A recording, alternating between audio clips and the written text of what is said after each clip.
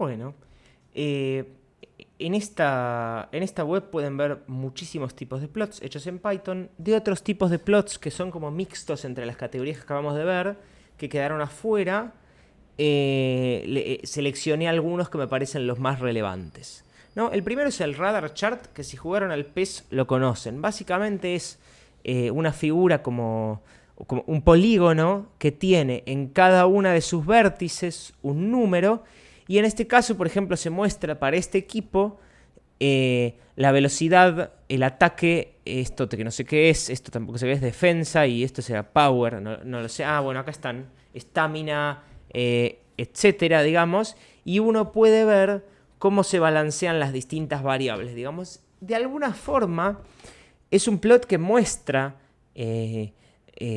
una distribución como discreta, ¿no? Porque muestra una serie de cantidades respecto de variables discretas, pero también en el fondo es un plot de relación, ¿no? Porque se muestra esto en un radar chart como dando a entender que cuando se usa el radar chart, da a entender que estas variables tironean entre sí. Entonces, lo que podría pasar en el PES es que los equipos que tienen mucho ataque capaz tienen menos de lo otro, o que capaz los equipos que ocupan mucha área, que se estiran mucho, son los mejores equipos, ¿no? Es como que es muy difícil que se estiren de esa forma.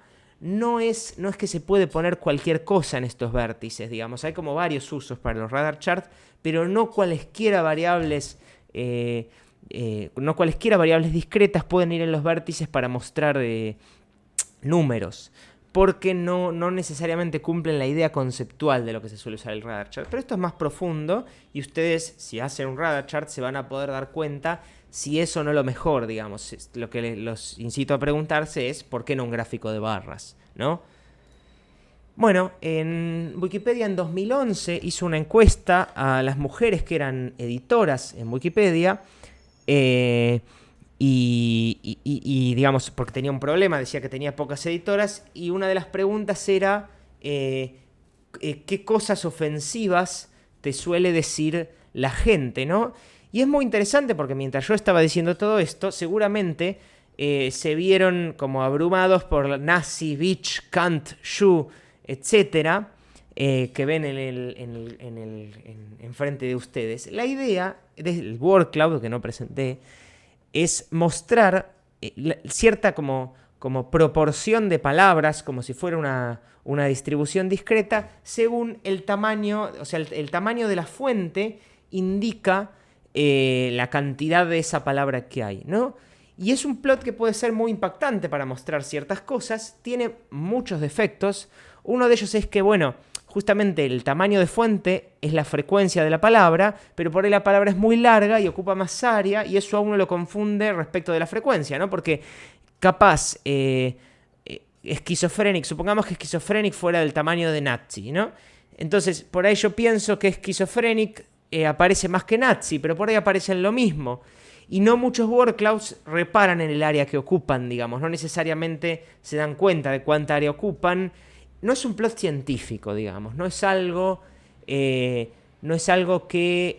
se debería ver en un paper o que se debería ver en un análisis muy serio, porque es un poco obscuro respecto de cuáles son las verdaderas frecuencias de esto, de cómo se eligieron, cómo se hizo el corte, de si la frecuencia es el área que ocupa, no es el alto, y etcétera, digamos. Y hay cuestiones de cómo se hacen encajar las palabras entre sí, que hacen que, por ejemplo, no sé, stupid, como está en medio de un montón de otras palabras, parece mucho menos frecuente que lesbian, por ejemplo. Pero en algún sentido, digamos, está bueno como una carátula. Imagínense que yo voy a hablar de, no sé, el problema de las pocas editoras que hay en Wikipedia, y pongo esto de primera diapositiva. Ya los tengo enganchados, ustedes no saben de qué se trata, todavía no les dije que esto es una encuesta de qué, pero es como, wow, estas son las palabras, digamos, como qué tiene que ver esto, ¿no? Y es muy interesante como disparador de charlas, de cosas para mostrar, para comunicar de una forma más capaz informal, digamos. Es un plot interesante.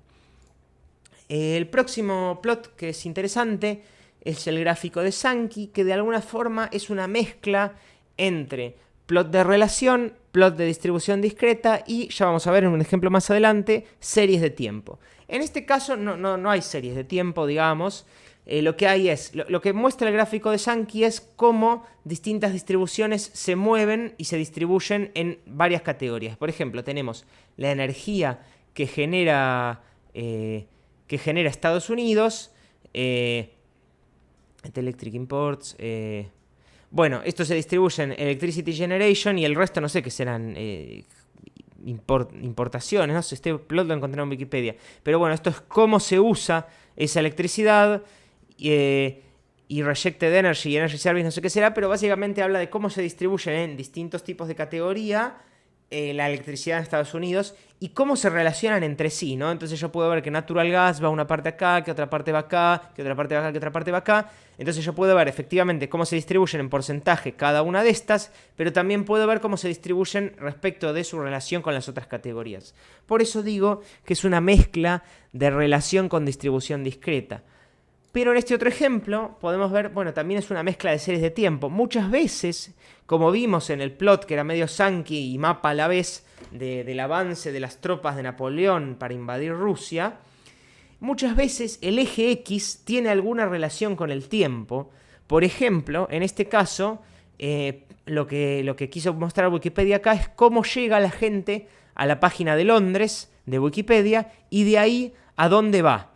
Y la proporción que no va a ningún lado se queda ahí, digamos. Entonces, bueno, un montón de gente va de Google a London, un montón de gente no se sabe dónde viene, otra gente viene de otra Wikipedia, otros Bing, la página de United Kingdom oficial parece, la página principal, Europa, Inglaterra, City of London, digamos.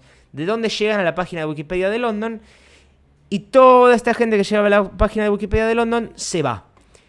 Y después de esta otra gente va a England, United Kingdom, etc. Va a distintas subpáginas de Wikipedia, ¿no? Y esto tiene, o sea, primero viene desde este lugar, después llega a London, después va acá. Entonces, en muchos casos se aprovecha a mostrar también en el eje X un tiempo. Entonces, esto es distribución discreta de relación y de tiempo a la vez, como que combina varias cosas, ¿no?